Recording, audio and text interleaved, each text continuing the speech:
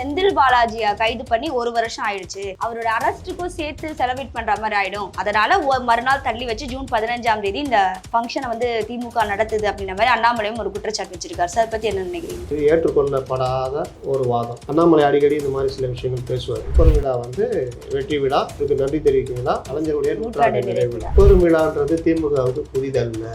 எல்லாருமே பாத்தீங்கன்னா ஒரு கட்டத்துல சினிமால எம்ஜிஆர் ரசிகராக இருப்பாங்க, அரசியல்ல கலைஞருடைய ரசிகராக கலைஞரை பின்பற்றுகளா இருப்பாங்க, பெரும்பாலான குடும்பங்கள் இல்லாம. அப்ப கலைஞருடைய அந்த இது இல்லாம யாரும் வந்தது கிடையாது. 100ஆண்டு விழான்றது வந்து யாராவது எதிர்ப்பதோ இல்ல அதை விமர்சிப்பதோ இது பண்றது ஏற்றுக்க முடியாது. கட்சியை கடந்த தலைவராக தான் நீங்க இப்ப பார்க்கணும். மறைந்து விட்டார், 100ஆண்டு விழா. அவருடைய பங்களிப்பை பாருங்க. திரைத்துறையில எம்ஜிஆர், சிவாஜி போன்ற ஜாம்பவான்களை உருவாவதற்கு உறுதுணையாக இருந்தவர். கேள்விகளுக்கு பதில் சொல்றீங்க. நீங்க அவரை மடங்கணும்னு இவ்வளோ பெரிய கேள்வி கேட்டீங்க, ஒரு வரியில ஒன்றும் இல்லாமல் பண்ணிட்டு அந்த கேள்விக்கு அந்த ஒரு வரி பதிலாக இருக்கும். இந்த ஒரு வரியை வந்து நீங்கள் அடுத்த கேள்விக்கு நீங்கள் நகர முடியாது. அந்த சாணக்கியத்தனம் அதை பண்ணு. தேர்தல் வெற்றி விழா கூட்டணி கட்சிகள்லாம் ஒன்று சேர்ந்து நன்றி தெரிவிக்கும் விழாவும் உண்மையிலேயே முதல்வருக்கு நன்றி தெரிவிக்கும். அந்த கூட்டணி வந்து 2019 அமையிறது, சிந்தாமல் சிதறாமல் 2024 வரைக்கும் கடத்திட்டு வரும். இப்போ எனக்கு தெரிஞ்சு கலைஞர் காலத்தில் நடக்கல, மற்ற நடக்கல. அந்த வகையில் இந்த கூட்டணி வெற்றின்றது வந்து ஒரு பெரிய இது. இந்த இடைத்தேர்தலையும் எனக்கு தெரிஞ்சு சீமான் கொஞ்சம் ஃபோக்கஸ் பண்ணுவார். ஏன்னா மாநில அந்தஸ்து கிடைச்சதுக்கு அப்புறமா வர தேர்தல், அவரோட சின்னம் அவருக்கு கிடைச்சிரும். அந்த சின்னத்தை வச்சு அரசியல் பண்ண டைமும் இருக்கு. ஸோ அப்போ இந்த சின்னத்தை வச்சு இந்த டைம் ஓட் ரேஷியோ நாம் தமிழருக்கு எப்படி பார்த்தாலும் இந்த 3 கட்சிகள் என்டிஏ, ஏடிஎம்கே, டிஎம்கே அலைன்ஸ் 3 தான் வந்து ஃபர்ஸ்ட், செகண்ட், தேர்ட் வரும். இவங்க கிட்டத்தட்ட 4th பிளேஸ் தான். 40 ஜெயிச்சிட்டீங்க. ஆனா வாக்கு சதவீதம் கம்மியா தானே இருக்கு. ஏன்னா அதிமுக நீங்க சொன்னீங்க ஒற்றை தலைமையில நடந்த முதல் தேர்தல், அது அவர் 1% வாக்கு எக்ஸ்ட்ராவா தானே வாங்கிருக்கு. ஆனா திமுக குறைஞ்சிருக்கு. தலைவராக நீங்கள் என்னென்ன இந்த உங்களுக்கு எதிரான வைக்கப்பட்ட விமர்சனங்களுக்கு என்ன அக்ரெசிவா பண்ணீங்க? டிஎம்கே கவர்மெண்ட்டுக்கு எதிராக என்னென்ன பிரச்சாரத்தை பெருசாக கொண்டு போகணும்? உங்க கூட்டணி தான் ஸ்ட்ராங்கு, நாங்க தான் செகண்ட், பாஜக ஒன்றும் கிடையாது அப்படின்ற கருத்தை நீங்க என்ன உருவாக்குறீங்க? அவங்க உருவாக்குனாங்க. இந்த இடைத்தேர்தலில் திமுக ஜெயிச்சா 2026 திமுக ஆட்சி தானா சார்? இந்த இடைத்தேர்தலில் திமுக ஜெயிக்கிறது, நாங்கள் ஒற்றுமையா இருக்கிறோம், நாங்கள் சாதிக்கிற கூட்டணி அப்படின்றத கரெக்டாக மெயின்டைன் பண்ணி போகிறது, கரெக்டாக மெயின்டைன் பண்ணி 2026 நகர்ந்தாங்கன்னா இது ஒரு வெற்றி கூட்டணி.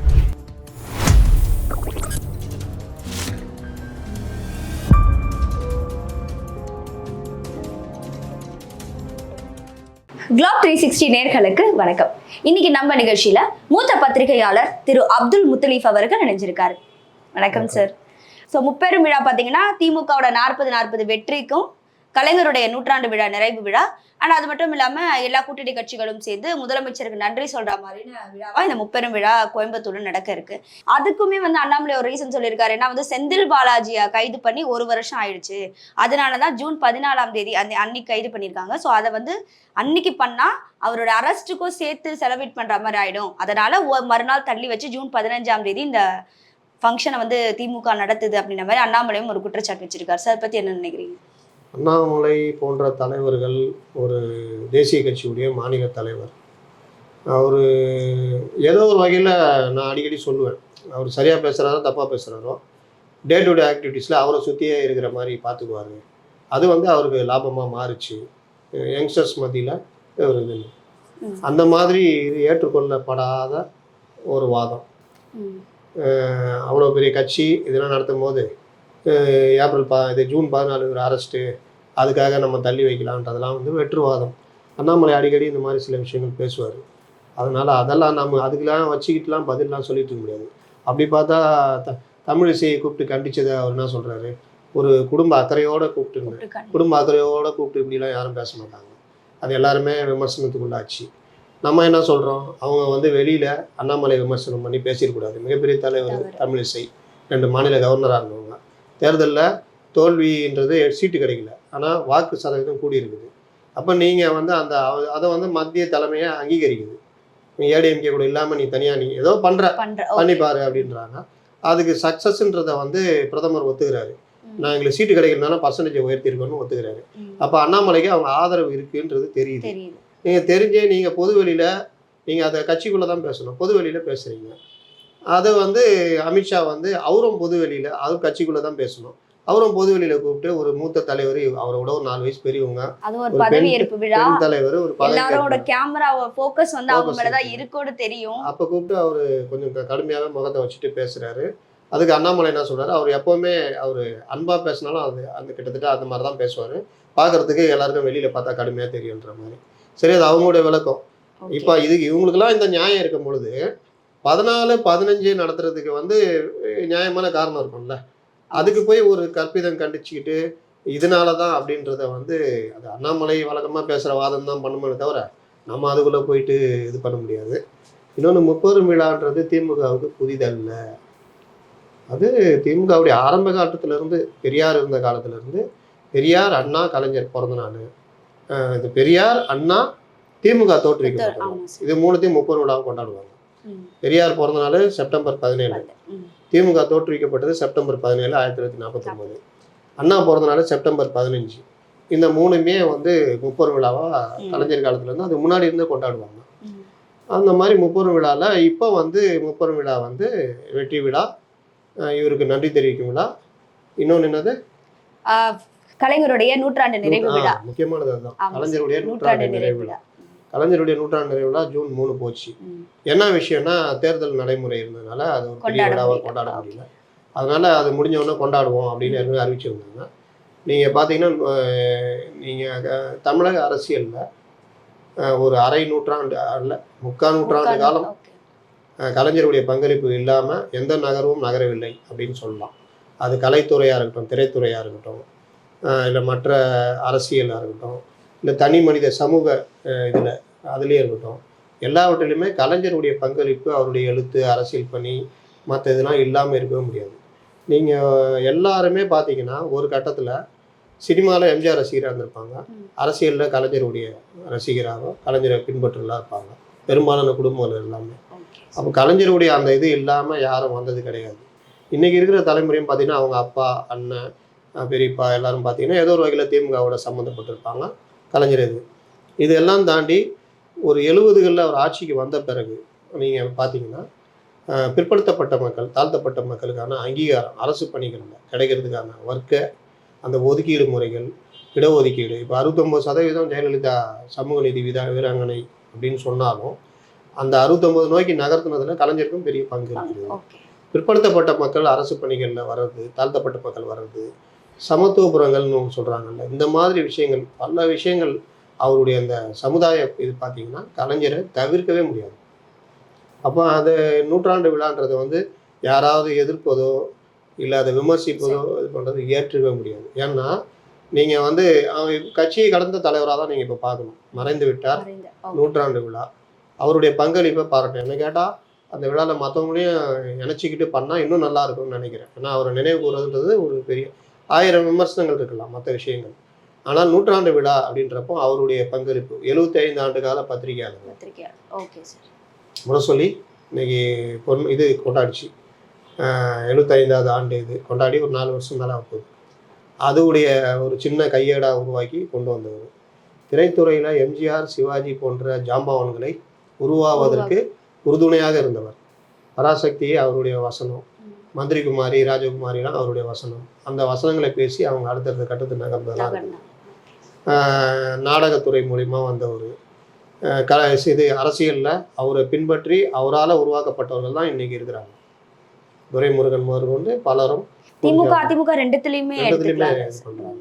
எம்ஜிஆருடைய உற்ற நண்பர் 2 பேரும் அது கலைத்துறையில் எம்ஜிஆர், சிவாஜி உள்ளது. அதனால் கலைஞரை நீங்கள் வந்து பன்முக ஆற்றல் கொண்டவர். பாடல் எழுதுகிற கவிஞராக, இது எழுத்தாளராக, கதாசிரியராக, இயக்குனராகவே அவர் வந்து கிட்டத்தட்ட அந்த வசனம் எழுதும் போது பார்த்தா இந்த இடத்துல இது இருக்கலாம், செட் ப்ராப்பர்ட்டி முதற்கொண்டு எழுதுவார். இந்த இடத்துல இது இருக்கணும், இது இப்படி இருக்கணும், இது அது இருக்கணும், இது இருக்கணும் எழுதுவார். எழுதுறதுல அடித்தல் திருத்தல் இருக்காது. இப்போ ஒருத்தர் எழுதுறாங்கன்னா எழுதிட்டு கசைக்கு போடுறது, இதை அடிச்சுட்டு இங்கே எழுதுறது, அதெல்லாம் இருக்காமல் ஒரு ஃப்ளோ, அதுக்கு வந்து அந்த வெல் நாலேஜ் இருக்கணும். நானே சில விஷயங்கள் பத்திரிகையாளராக இருந்து நான் முதல்ல திமுகவுடைய இளைஞர் அணி, திமுகலேருந்து அப்புறம் வெளியில் போகிறோம்னு வச்சுக்கோங்க, பத்திரிகை துறைக்கு வந்தோன்னா நம்ம ஒரு பொதுவான பார்வை பார்க்குறோம். அப்படிலாம் இருந்து பார்க்கும்போது கூட அவருடைய இது பார்த்தீங்கன்னா ஒரு புத்தக வெளியீட்டு விழாக்கோ இல்லை ஒரு பொது மேடையிலையோ அவர் இருக்காருன்னா, புத்தக வெளியீட்டு விழாவில் அவர்கிட்ட ஒரு பியூட்டி என்னென்னா மற்ற மேடைகளில் அவர் வந்து டைம் எடுத்துக்க மாட்டார். புத்தக வெளியீட்டால் நீங்கள் புத்தகம் கொடுக்குறீங்க, அவர் வந்து அவர் அணிந்துரை எழுதிட்டு உங்களுக்கு புத்தக வெளியீட்டில் வர்றாருன்னா அதை முழுதும் படிச்சிருப்பார். அந்த புக்கை ஃபுல்லாக படிச்சிருப்பாரு. பேஜ் பை பேஜ் குறிப்பெடுத்து ஒரு பஞ்ச் எடுத்துகிட்டு வந்திருப்பார். மற்ற இதிலலாம் வந்து ஃப்ளோ வரும் எனக்கு என்னென்னு, ஆனால் புத்தக இதுக்கு வரும்போது மட்டும் அந்த புத்தகத்தை பற்றி குறிப்புகள் ஃபுல்லாகவே பேப்பராக எழுதி வருவார், அதை பேசுவார். அது ஒரு அவ்வளோ பிஸியில இருந்த டைம்ல முதலமைச்சராக இருந்தப்பவே, கட்சி தலைவராக கூட விட்டுருங்க, முதலமைச்சராக இருந்தப்பவே பல புத்தகங்களுக்கு அவர் இது பண்ணியிருக்காரு. அருணன் இருக்காருல்ல, இந்த இதுலலாம் டிபேட்லாம் கலந்துக்கிறாரு, அவர் எழுதின 200 ஆண்டு கால வரலாறுன்னு நினைக்கிறேன், ஜாதி அமைப்புகள் 200, அதெல்லாம் அவர் பண்ணார். நீங்கள் பார்த்தீங்கன்னா அந்த புக்கை தரோவாக இது பண்ணி பேஜ் பை பேஜ் அவர் வந்து அதுக்கான மதிப்புரையை பண்ணார் அந்த விழாவில். அது ஒன்று அவர்கிட்ட ஒரு பியூட்டி. ரெண்டாவது, ஒரு மேடையில் உட்காந்துருக்காரு, ஏதோ ஒன்று படிச்சுக்கிட்டு இருப்பார், ஏதாவது பண்ணுவார், ஒவ்வொருத்தரும் பேசிக்கிட்டே இருப்பாங்க, இவர் வாட்டில் இங்கே பண்ணிக்கிட்டே இருப்பார். முடிச்சுட்டு அங்கே போய் பேசும்பொழுது யாராவது பேசுனாங்க, அதில் என்னென்ன ஃபேக்சுவல் எரர், என்ன எரர் இருக்குது, என்ன பிரச்சனை இருக்குது, எதை மாற்றி பேசியிருக்காங்க, இல்லாட்டி பேசும்பொழுது கூட்டணி கட்சி யாரையா ஒருத்தர் இவங்க கொஞ்சம் ஒரு லைட்டாக ஒரு ஆணவ போக்கு தூக்கியிருக்கு அப்படின்னா எல்லாத்தையுமே கரெக்ட் பண்ணுவார். இதை இப்படி பேசியிருக்கக்கூடாது, இது வந்து இப்படி, இதை சொன்னது வந்து செவித்திறன், அவருக்கு கவனிப்பு திறன். ஓகே, நீங்கள் அந்த அஷ்டாவதனின்னு சொல்லுவாங்க, ஒரு 7-8 இது பண்ணுவாங்க, அந்த மாதிரி இல்லை. அவங்களாம் எப்படின்னா இது கவனிச்சிட்டு இருக்கும்போது இன்னொன்று கவனிப்பாங்க, அதை கவனிப்பாங்க, இதை கவனிப்பாங்க. அந்த மாதிரி இவர் இங்கே ஏதாவது படிச்சுட்டு இருப்பார், யாராவது வந்து விட்டு காதில் தகவல் சொல்லுவாங்க, பல்வேறு விஷயங்கள் மைண்டுக்குள்ளே ஓடிக்கிட்டு இருக்கும். ஆனாலும் அவங்க என்ன பேசுகிறாங்க, அவங்க பேசுகிறது ஒரு 1980களில் அப்படின்னு ஏதோ ஒன்று பேசும்போது, அப்போ 80ல் அப்படி நடக்கலை, இவர் தப்பாக பதிவு பண்ணுறாருன்னு அதை திருத்துவார். இது மாதிரி அவருடைய இதெல்லாம் பார்த்தீங்கன்னா, அதே மாதிரி கேள்விகளுக்கு பதில் சொல்கிறது. நீங்கள் அவரை மடக்கணும்னு இவ்வளோ பெரிய கேள்வி கேட்டிங்கன்னா ஒரு வரியில் ஒன்றும் இல்லாமல் பண்ணிவிட்டு போயிடுவார்.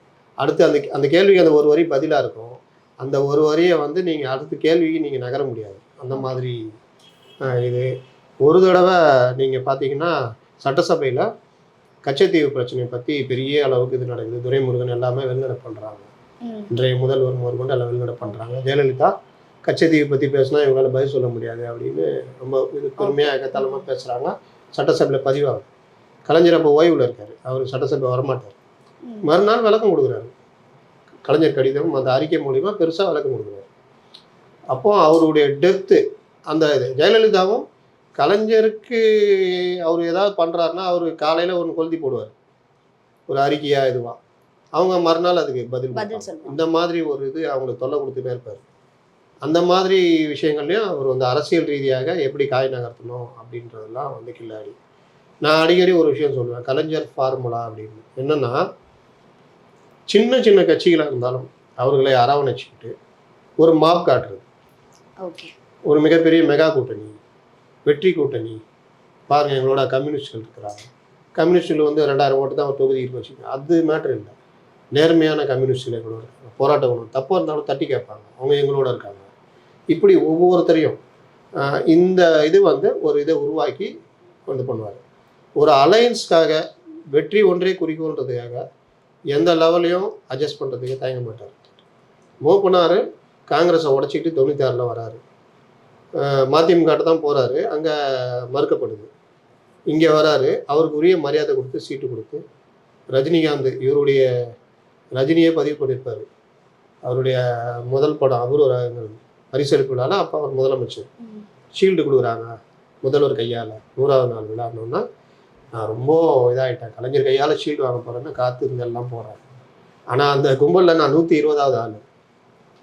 அந்த கும்பலில் ரஜினி சார் அவர் என்ன சாதாரண, கமல் கொடுத்துருப்பாங்க, ஸ்ரீவித்யா கொடுத்துருப்பாங்க, முக்கியமான நடிகர் கொடுத்துருப்பாங்க, ஒரு 10 பேர் கொடுத்துட்டு கலைஞர் உட்காந்துட்டு இருப்பாரு, மீதி ஆளுகளாம் அதாக இருக்கும். நான் ஒரு 120வது ஆள், அவர் முடிச்சுட்டு கிளம்பிட்டாரு, எனக்கு பெரிய ஏமாற்றம்னு ஒரு இதில் பேட்டியில் கொடுத்து சொல்லியிருப்பார்.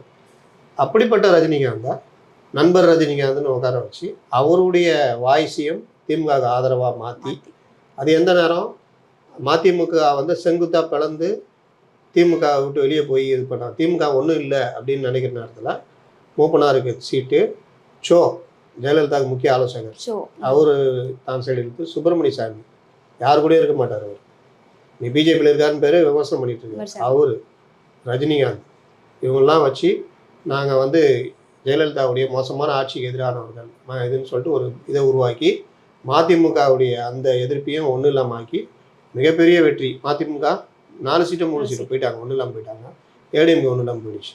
அப்போ அந்த மாதிரி ஒரு அரசியல் நிலைப்பாடு அந்த சாணக்கியத்தனம்வாங்கல்ல அது பண்ணது. அப்போ அந்த மாதிரி விஷயங்கள்லாம் வந்து இது அப்படிப்பட்டவருக்கான நூற்றாண்டு நிறைவு விழா அது வந்து என்ன கேட்டால் இன்னும் நடத்துவாங்கன்னு நினைக்கிறேன். ஆண்டுதோறும் இந்த வருஷம் ஃபுல்லாகவே கிட்டத்தட்ட எல்லா இடத்துலையும் பெருசாக நடத்துவாங்க. இளைய தலைமுறைக்கு அவருடைய அந்த மாதிரி விஷயங்கள் போய் சேரணும். ஒன்று. ரெண்டாவது தேர்தல் வெற்றி விழா. ஆமா சார், தேர்தல் வெற்றி விழா கூட்டணி கட்சிகள்லாம் ஒன்று சேர்ந்து நன்றி தெரிவிக்கும் விழாவும் உண்மையிலேயே முதல்வருக்கு நன்றி தெரிவிக்கணும். ஏன்னா 9-10 சீட்டு காங்கிரஸ் வாங்கிட்டு 10 ஜெயிக்கிறாங்கன்னா திமுகவுடைய உதவி இல்லாமல் வாய்ப்பு இல்லை. மற்றவர்களும் அந்த மாதிரி தான். அந்த கூட்டணி வந்து 2019 அமையிறது சிந்தாமல் சிதறாமல் 2024 வரைக்கும் கடத்திட்டு வந்தாங்க. எனக்கு தெரிஞ்சு கலைஞர் காலத்தில் நடக்கல, மற்ற நடக்கல. ஒரு தடவை கூட்டணி நடக்கிறது அடுத்த 5 வருஷத்துக்குள்ள இதை நான் சொன்ன மூவ் பண்ணார். 1996 2001 ஏடிஎம்கே வந்துட்டார். ஏடிஎம் கூட்டணி வந்துட்டார். ஏன்னா 98 இவங்க 99 வாஜ்பாய் கூட போகிறாங்க, பிஜேபி கூட கூட்டணி வைக்கிறாங்க டிஎம்கே. அதனால அவர் மூப்பனார் வெளியே வர்றாரு. இந்த மாதிரிலாம். ஆனால் இந்த தடவை பிஜேபி கூட கூட்டணி இல்லை, இது இல்லை, இந்த கூட்டணி அப்படியே தொடரணும்னு கொண்டு போய் 40க்கு 40 அடிக்கிறது திமுக வரலாற்றிலே இல்லாத ஒன்று. அந்த வகையில் இந்த கூட்டணி வெற்றின்றது வந்து ஒரு பெரிய இது. நீங்கள் ஸ்பிளிட் பண்ணி வெற்றி பெறுறது ஜெயலலிதா பண்ணுவாங்க, திறமையாக பண்ணாங்க, கலைஞர் பண்ணாங்க. அதுக்கு அடுத்து நான் பார்க்கறது இந்த தடவை. ஏன்னா ஏடிஎம்கேன்றது ஒரு பெரிய இயக்கம் தான். ஒற்றை தலைமை கீழே மறுபடியும் ஸ்ட்ராங் ஆகிடுச்சு. ஆனால் ஸ்ட்ராங்கான ஏடிஎம்கே ஸ்ட்ராங் கிடையாது, ஒன்றும் கிடையாது. நீங்கள் இவங்க தான் மட்டம் தட்டிட்டு, அதாவது நீங்கள் ஜெயிக்கிறதுல வந்து 2-3 வகை இருக்குது. நாங்கள் சிறப்புன்னு சொல்கிறது ஒன்று, இவங்க ஒன்றும் இல்லைன்னு சொல்கிறது ஒன்று. அந்த ஒன்றும் இல்லைன்னு சொல்லும் போதே என்ன பண்ணுறாங்கன்னா ஏடிஎம்கே ஒன்றும் இல்லை, பிஜேபி பெஸ்ட்டு, இந்த தடவை அவங்க தான் அதிக இது வாங்குவாங்க வாக்கு சதவீதம்னு ஒரு கருத்தை உருவாக்குறாங்க. அதுக்கு இன்டெலிஜென்ஸ் எல்லாம் சேர்ந்து ஒர்க் பண்ணுவாங்க. கருத்தை பரப்பிடுறது. அப்படியே ஒருத்தர் சொன்னால் 4 பேர்ட்டு சொல்லுவாங்க, 4 பேர் சொன்னால் 40 பேர்னா அது கருத்து பொது கருத்தாக மாறிடும். பார்க்குறவங்களாம் பிஜேபி பயங்கரமாக வரலாம். அந்த கருத்தை உருவாக்குனாங்கல்ல, அதை உருவாக்கும் போதே மெயின் ஸ்ட்ரீம் மீடியாக்கள் வந்து எல்லாமே என்ன சொன்னாங்க, பிஜேபி 2வது இடம் வரும், அதிக இது வரும். அது வந்து கருத்து உருவாக்குறது. இதை உருவாக்குறதை தடுக்கிற வேலையை எடப்பாடி பண்ணியிருக்கணும். அவர் வந்து அதில் ஃபெயிலியர். இவங்க அதில் சக்ஸஸ் பண்ணி இவங்களுடைய ஐடி விங்கி மற்ற விஷயங்கள்லாம் வச்சு பண்ணி பிஜேபி தான் செகண்டு, இவங்க எப்போ இருந்தாலும் பிஜேபி கூட போயிடுவாங்க, இவங்க ஒன்றுமே இல்லை அப்படின்ற கருத்தை உருவாக்கும் போது மக்களுக்கு வந்து நம்ம வந்து இந்த கூட்டணியை ஆதரிக்கலாம், இல்லை எதிர்த்து வாக்களிக்கிறவங்களும் ஸ்பிளிட் ஆகிற மாதிரி பிஜேபி தானே ஃபஸ்ட்டுன்னு ஏடிஎம்கே போடுறோம், பிஜேபிக்கு போடுறோம். அப்போ பிஜேபி வாக்கு சதவீதம் அதிகரிக்குது, ஓட்டு ஸ்பிளிட் ஆகிடுச்சு, இந்த கூட்டணி அடைஞ்சிருச்சு. ஓகே சார், இந்த கூட்டணி ஜெயிச்சிருச்சு. அப்போ இது ஒரு வகையான டெக்னிக். இதை வந்து இந்த தடவை கரெக்டாக பண்ணாங்க. அதனால் வெற்றி கூட்டணியாக 40-40 தட்டு போயிட்டாங்க அப்படின்றதான் இது. இன்னைக்கு வந்து இந்த மாநாடை பொறுத்த வரைக்கும் சார் எல்லா கூட்டணி கட்சி தலைவர்களுமே கலந்துக்கிறாங்க. காங்கிரஸ், விசிகா அண்ட் அது இல்லாமல் விடுதலை சிறுத்தைகள், எல்லா கூட்டணி கட்சிகளும், மதிமுக எல்லாருமே கலந்துக்கிறாங்க. வைகோ அவர்கள் எல்லாருமே கலந்துக்கிறாரு. அண்ட் இதுல இன்னொரு முக்கியமான விஷயம் என்ன பார்க்கப்படுதுன்னா, திமுகவோட இந்த 40-40 வெற்றிக்கு காரணமே வந்து அதிமுக பிஜேபி பிரிஞ்சது ஒண்ணு, 2வது தொண்டர்களோட உழைப்பு, 3வது வந்து இந்த ஆட்சி வந்து நிலையான ஆட்சி. அதாவது இந்த 2024 சட்டமன்ற நாடாளுமன்ற தேர்தலுடைய இந்த முடிவு 2026 சட்டமன்ற தேர்தலையும் எதிரொலிக்கும். இப்ப நடக்க போற இந்த இடைத்தேர்தலையுமே திமுக தான் வெற்றி அடையும். இதோடதும் இந்த அந்த 2026 சட்டமன்ற தேர்தலுக்கான முன்னோட்டம் தான் இந்த இடைத்தேர்தல் அப்படின்னு திமுக ஸ்ட்ராங்கா நம்புறாங்களே. அதாவது நீங்க பாத்தீங்கன்னா நான் இப்ப சொன்னேன்ல, இந்த மாதிரி ஒரு கருத்து உருவாக்குறது ஒண்ணு. 2வது எல்லாரும் ஒன்றா இணைஞ்சி இருக்கிறது, சீட் ஷேரிங்ல பிரச்சனை வந்தப்போ நீக்கு போக்கா இது பண்ணி கொண்டு வந்தது ஒன்று. இப்போ ஜெயிச்சு வந்துட்டாங்க. இந்த இதில் நீங்கள் பார்த்தீங்கன்னா நடுவில் காங்கிரஸ் போட்டிடுற தொகுதிகள் திருச்சிலாம் அவர் வந்து தேவையில்லாமல் வம்பு இழுக்கிறாரு. துரை வைகோ என்ன பண்ணுறாரு, ஒருத்தர் பேசும்போது ஒரு நிர்வாகி சொல்கிறாரு உதயசூரியனில் போட்டிட்டு இருக்கலாம் அப்படின்றாரு. அதுக்கு இவர் வந்து உதயசூரியனில் நான் தனிச்சு நிற்கணும், எங்களுக்கு சில சிக்கல்லாம் இருக்குது, அதுக்காக தான் வாங்குகிறோம். திமுக தலைவரும் அதை அங்கீகரித்து விட்டார். இந்த நேரத்தில் இதை பேசாமல் என்னை ஜெயிச்சு கொடுத்தீங்கன்னா நல்லா இருக்கும், இப்படி பேசியிருந்தாருன்னா வேலை முடிஞ்சிருக்கும். எங்கள் அப்பா யார் தெரியுமா அப்படின்னு அழுகுறாரு. நின்னாலும் தனி சின்னதான் நிற்போம், எங்களை யாரும் நிர்பந்தப்படுது சவால் விடுறாரு. நேரு என்ன பண்றாரு அந்த டைம்ல, சரி என்னன்னா அவர் வாட்டில் செல்ல நோண்டிட்டு இருக்காரு. அந்த விஷயம் ஆனாலும் பெருசா பேசினாரு. அது கோவத்துல வந்து ஒண்ணு நம்ம பண்ணிடலாம். ஏன்னா தீப்பெட்டி சின்னம் தோத்து போயிட்டா கூட தீப்பெட்டி சின்னம் தோத்துட்டாங்க, புது சின்னம்ன்றலாம். ஆனாலும் ஜெயிக்கிறதுக்கான எல்லா வேலையும் பண்ணி நல்லா வாக்கு வித்தியாசத்துல அவர் ஜெயிக்கிறார். இதே மாதிரி நீங்க மயிலாடுதுறை எடுத்துக்கங்க, சுதா புது வேட்பாளர், அவங்க வேட்பாளரே கிடையாது. அவங்க இங்க இருக்கிற வழக்கறிஞர் வேட்பாளர் இல்லாமல் கொண்டு போய் போடுறாங்க. கோபிநாத் கிருஷ்ணகிரி அவருக்கு இது வேட்புமனு தாக்கலுக்கு அவர் ஃபேமிலி மட்டும் தான் போய் தாக்கல் பண்றாங்க. அந்த அளவுக்கு தான் அவருக்கு. கிருஷ்ணகிரியில வீரப்பனோட மகள் இருந்தாங்க. மகள் வேற ஓரளவுக்கு பாப்புலர் கேண்டிடேட் தான் அவங்க. அது ஒரு பார்ட்டு. நெல்லைக்கு வேட்பாளரே கிடையாது. கடைசி டைம்ல ராபர்ட் புரூஸ்ன்ற கொண்டு வந்து போடுறாங்க. உள்கட்சி பிரச்சனை எல்லாம் இந்த மாதிரி பல தொகுதிகள் சொல்லலாம். நவாஸ்கனி ராமநாதபுரம் ஓபிஎஸ் போட்டி போட்டப்படுது. ஏடிஎம்கே நிற்குது. இதை மீறி நவாஸ்கனி ஜெயிக்கிறவங்க. இந்த மாதிரி நெல்லை நயினார் நாகேந்திரன் வெயிட்டு அதில் வர சிக்கல் அதை வந்து காங்கிரஸ் வேட்பாளர் பண்ணி ஒர்க் பண்ணாங்க சார். கனிமொழியா இருக்கட்டும், உதயநிதியா இருக்கட்டும், பிரச்சாரத்துக்கு வந்து எந்த கட்சின்னு பார்க்காம அவங்க இறங்கி பிரச்சாரம் பண்ணாங்க. கமலும் பண்ணாரு.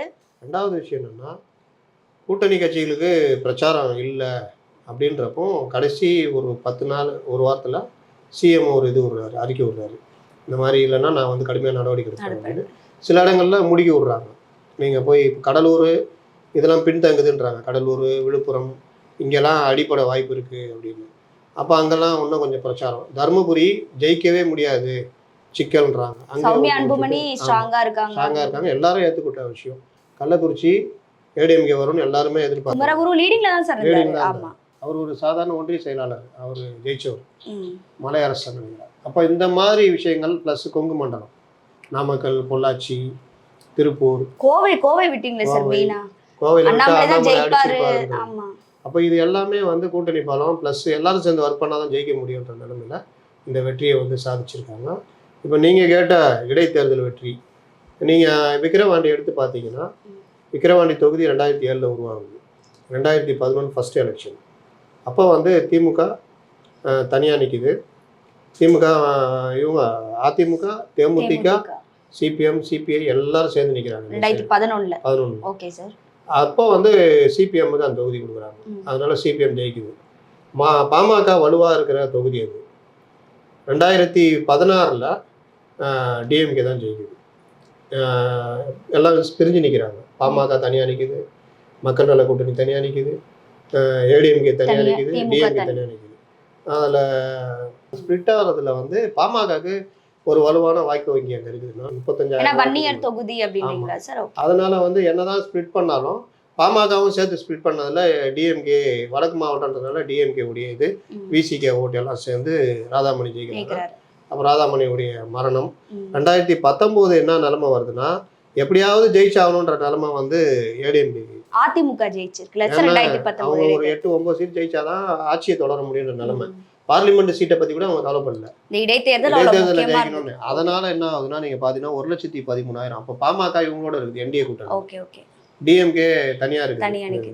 அது வந்து ஜெயலலிதா டைம்ல சார். அது 2019 இறப்பிற்கு அப்புறம் நம்ம எடப்பாடி இது பெரிய அடி வாங்கினாங்கல்ல பார்லிமெண்ட் சீட்ல. ஆனா சட்டசபையில ஒரு 12 சீட் வரைக்கும் ஜெயிச்சாங்க.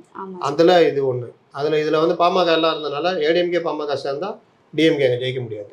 அந்த அடிப்படையில இது ஏன்னா அங்க வந்து சிவி சண்முகமும் கொஞ்சம் ஸ்ட்ராங்கா இருக்காரு அந்த தொகுதின்றதுனால அதிமுகல. இப்போ நீங்க பாமகக்கும் அந்த டிஎம்கே பாத்தீங்கன்னா 80,000, ஏடிஎம்கே 75,000. ஓகே. அந்த 5,000 பாத்தீங்கன்னா 2021 பாத்தீங்கன்னா பெரிய அலை. டிஎம்கே கூட்டணி பெரிய கூட்டணி, ஏடிஎம்கே கவர்மெண்ட்டுக்கு எதிரான அலை. அதுல வந்து புகழேந்தி ஜெயிக்கிறாரு. ஏடிஎம்கே வந்து என்ன வாக்கு வித்தியாசம் பாருங்க, மிஞ்சி போனா ஒரு 9,000 வாக்கு வித்தியாசம். பாமகலாம் இருந்தோம், அந்த வித்தியாசம் வருது. ஆனால் இந்த தடவை பார்த்தீங்கன்னா நீங்கள் எல்லாருமே பிரிஞ்சு ஏடிஎம்கே 65,000, டிஎம்கே 72,000, 7,000 வித்தியாசம். பாமக வந்து 32,000 வாக்குகளை பிரிக்கிறாங்க. இப்போவும் அதான் நடக்க போகுது. 4 முனை போட்டி தான். இவங்க 8,000 சில்லற என்டிகே, அது அப்படியே தான் இதாகும். இந்த 3 பேர் கணக்கு வச்சுட்டிங்கன்னா என்டிஏ கூட்டணி வாக்குகளை பிரிக்கிறது மூலிமா ஏற்கனவே அங்கே டிஎம்கே வந்து வெயிட்டு பானை சின்னத்திலேயே நீங்கள் 72,000 வாக்குகளை வாங்கியிருக்காங்க இந்த பார்லிமெண்ட் எலெக்ஷனில். விக்கிரவாண்டி தொகுதியில் உதயசூரியன் என்ன ஆகும்? இடைத்தேர்தல் வேற, ஆளுங்கட்சி வேற. அதனால இந்த 72,000 65,000 இருக்குல்ல, இந்த 65,000 செகண்ட் பிளேஸை ஏடிஎம்கே காப்பாற்றிக்கணும். அதுதான் இப்போ பிரச்சனை. இப்போ அவங்க என்ன பண்ணுவாங்கன்னா, நம்ம இடைத்தேர்தல் எது இருந்தாலும் நம்ம வந்து ஒரு 1,00,000 வரைக்கும் வாங்கிட்டு இவங்கள ஒரு 30,000 35,000 ஏடிஎம்கே தள்ளணும். இன்னும் போனால் பாமக தான் கீழே தள்ளுனா நமக்கு மரியாதை. அந்த மனப்பான்மை அப்படியே ஏடிஎம்கே ஒன்று இல்லைன்றது மறுபடியும் பதிவாகும். அப்படின்றதுக்கு டிஎம்கே ட்ரை பண்ணுவோம். ஏடிஎம்கே நம்ம இருப்பை தக்க வச்சுக்கணுன்றதில் அவங்க ட்ரை பண்ணுவாங்க. பாமக இந்த தடவை கூட்டி ஜாஸ்தி வாங்கிட்டா எப்போவுமே இவங்க மாறி மாறி இவங்களுக்கு ஒதுக்குற தொகுதி இந்த தடவை பாமக கேட்டு வாங்கிக்கலாம். என்டிஏ கூட்டணியில் ஒரு ஏடிஎம்கே எல்லாம் அமைஞ்சாலும் நம்ம கேட்டு வாங்கிக்கலாம் அப்படின்றது அடுத்த இதில் அவங்க இருக்குங்க. சார் இதில் நீங்கள் பார்க்க வேண்டியது நாம் தமிழர் சார் 2019 இடைத்தேர்தலில் 2% ஓட்டு வாங்கியிருந்தாங்க. 2021 சட்டமன்ற தேர்தலில் 4% ஓட்டு வாங்கியிருக்காங்க. ஸோ அவங்களோட ரேஷியோன்றது எப்பயுமே இன்க்ரீஸ் ஆகிட்டே தான் இருக்குது நாம் தமிழரை பொறுத்த வரைக்கும். இந்த இடைத்தேர்தலையும் எனக்கு தெரிஞ்ச சீமான் கொஞ்சம் ஃபோக்கஸ் பண்ணுவார். ஏன்னா மாநில அந்தஸ்து கிடைச்சதுக்கு அப்புறமா வர தேர்தல். ஸோ அவர் அதே அவரோட சின்னம் அவருக்கு கிடைச்சிரும். அந்த சின்னத்தை வச்சு அரசியல் பண்ண டைமும் இருக்கு. ஸோ அப்போ இந்த சின்னத்தை வச்சு இந்த டைம் ஓட் ரேஷியோ நாம் தமிழருக்கு எப்படி இருக்கும்? நீங்கள் நாம் தமிழர் இந்த விக்கிரவாண்டி தொகுதியை பொறுத்த வரைக்கும் பார்த்தீங்கன்னா அப்போவும் 8000 சில்லு தான் வாங்கியிருக்காங்க 2021. Okay sir. இப்போவும் கிட்டத்தட்ட அதே 8000 சில்லு தான், ஒரு 100 சில்லற ஓட்டு கூடி இருக்கு. சின்னம் அந்த தடவை கொஞ்சம் சிக்கலாச்சு, ஆனாலும் அதை மெயின்டைன் பண்ணிக்கிட்டாங்க.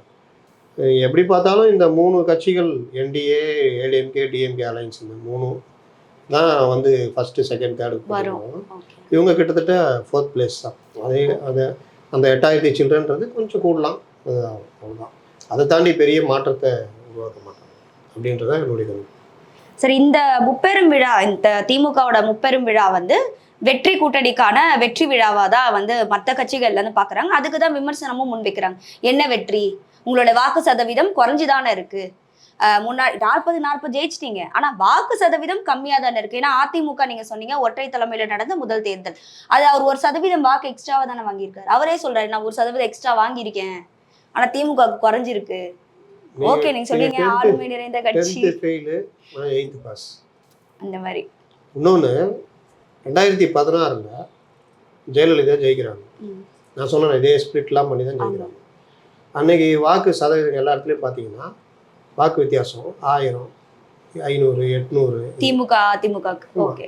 திமுக வந்து 99 கூட்டணி 99, திமுக 89. அப்போ அந்த 99 கொஞ்சம் மிஸ் ஆயிருந்தா இது திமுக மெஜாரிட்டி கிடைச்சிருக்கு. ஆனால் ஜெயலலிதா வந்து இந்த ஸ்பிளிட் பண்ணதுனால அவங்க ஜெயிச்சிட்டாங்க. நீங்கள் என்ன பண்ணுறீங்கன்றது கணக்கு இல்லை, ஜெயிக்கிறது தான் கணக்கு. இன்னைக்கு யூபிஏ கூட்டணி இது என்டிஏ அகில இந்திய லெவலில் இதே வாதம் தான் வைக்கப்படுது. ஒன்றும் இல்லை, மெஜாரிட்டி கிடைக்கல நீங்கள். ஆனாலும் அவர் கூட்டணியை வச்சு 3வது தடவை பிரதமர் ஆனதானே யதார்த்தம். அதான் கல நிலவரம். நீங்கள் என்ன பண்ணுறீங்கன்றது எப்படி வந்தீங்கன்னா கணக்கு இல்லை, ஜெயிச்சாச்சு. இப்போ அவர் தான் பிரதமர், என்டிஏ தான் இன்றைக்கி தலைமை தாங்குது. இந்தியா கவர்மெண்ட்டுக்கு என்டிஏ தான் அமைச்சிருக்குது. அப்படி தான் பார்க்க முடியுமே தவிர நீங்கள் இவங்க இப்படி வந்துட்டாங்க டிஎம்கே இது கம்மினா, நீங்கள் தனிப்பட்ட முறையில் ஏடிஎம்கே டிஎம்கே வாக்கு சதவீதம், டிஎம்கே நின்ற தொகுதிகள் 22 அப்படி வரும், ஏடிஎம்கே வந்து நின்னது ஜாஸ்தி இருக்கும். அப்போ அதுலேயும் பார்த்தீங்கன்னா ஒரு 3%, 6% கூட குறையும். நீங்கள் இதெல்லாம் கணக்கு வராது. நான் சொல்கிற மாதிரி 96ல் 2ஆ பிறந்தாலும் ரஜினியை கூப்பிட்டு வச்சுக்கிட்டு மூப்பனாருக்கு 40 சீட்டை கொடுத்துட்டு ஒரு படம் காட்டி 170 சீட்டுக்கு மேலே ஜெயிக்கிறாருல்ல, அதுதான் மேட்ரு. ஏடிஎம்கே ஒன்றும் இல்லாமல் போகுதுல்ல, இதுதான் உங்களுக்கு இது. நீங்கள் உங்களுக்கு கிடைக்கிற சான்ஸ்லாம் விட்டீங்கல்ல. உங்களை அவங்க ஐடிவிங்க ஸ்ட்ராங்காக இருக்குது, ஏடிஎம்கே ஒன்றும் இல்லைன்னு அவங்க ஐடிவிங்க நல்லா ஒர்க் பண்ணுறாங்க. உங்கள் ஐடிவிங்க என்ன பண்ணுறீங்க, பெருசாக ஒன்றும் சாதிக்கலை. தலைவராக நீங்கள் என்னென்ன இந்த உங்களுக்கு எதிரான வைக்கப்பட்ட விமர்சனங்களுக்கு என்ன அக்ரெசிவாக பண்ணீங்க, டிஎம்கே கவர்மெண்ட்டுக்கு எதிராக என்னென்ன பிரச்சாரத்தை பெருசாக கொண்டு போனீங்க. உங்கள் கூட்டணி தான் ஸ்ட்ராங்கு, நாங்கள் தான் செகண்டு, பாஜக ஒன்றும் கிடையாது அப்படின்ற கருத்தை நீங்கள் என்ன உருவாக்குனீங்க. அவங்க உருவாக்குனாங்க பாஜக தான் வெயிட்டு, ஏடிஎம்கே இந்த தடவை 3வது தடவை போயிடும் அப்படின்னு உருவாக்குனாங்க. அதுதானே ஜெயிச்சது. அப்போ அந்த விஷயங்கள்லாம் வந்து இது எல்லாம் கூட்டி கழிச்சாதான் ஒவ்வொரு தேர்தலையும் வெற்றி. பவன் கல்யாணை கூப்பிட்டுக்கிட்டு கூட்டணி அமைச்சு ஜெயிக்கிறாருன்னா அதுதான் மேட்ரு. என்டி ராமராவ் முதலமைச்சர், ஒய்எஸ்ஆர் ஒன்றும் இல்லாமல் போயிட்டாரு.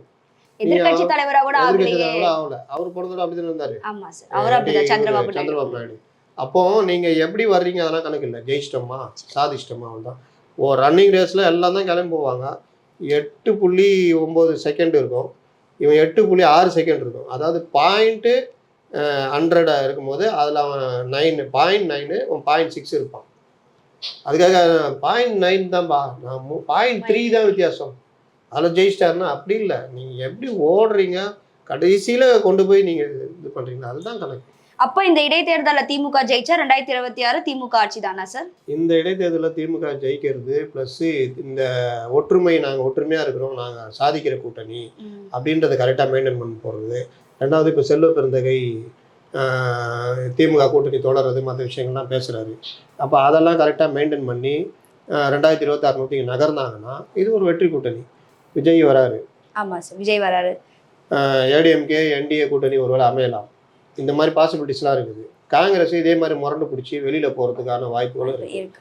இதெல்லாம் காங்கிரஸ் முரண்டு பிடிக்காமல் அவங்கள தட்டி கொடுத்து சரி 25 சீட்டு இன்னும் 40 சீட் தராங்க, 45 சீட்டு தராங்க அப்படின்னு ஏதாவது பண்ணி அவங்க கூட்டணிக்குள்ளேயே தக்க வைக்கிற ஏற்பாடு இதெல்லாம் கொண்டு போனீங்கன்னா நீங்கள் 2026 சாத்தியம். இந்த முப்பெரும் விழாவையும் இந்த இடைத்தேர்தலையும் ஒரு முன்னோட்டமா வச்சு திமுகவோட அடுத்தடுத்த நகர்வுகள், திமுகன்னு இல்லை சார், தமிழக அரசியல்லையே இன்னும் என்னென்ன நகர்வுகள் இருக்க போறது அப்படின்றத நம்ம பொறுத்திருந்து பார்ப்போம். இன்னைக்கு நிகழ்ச்சியில கலந்துட்டு நிறைய விஷயங்களை மக்களுக்காக பகிர்ந்துக்கிட்டீங்க. நன்றி சார்.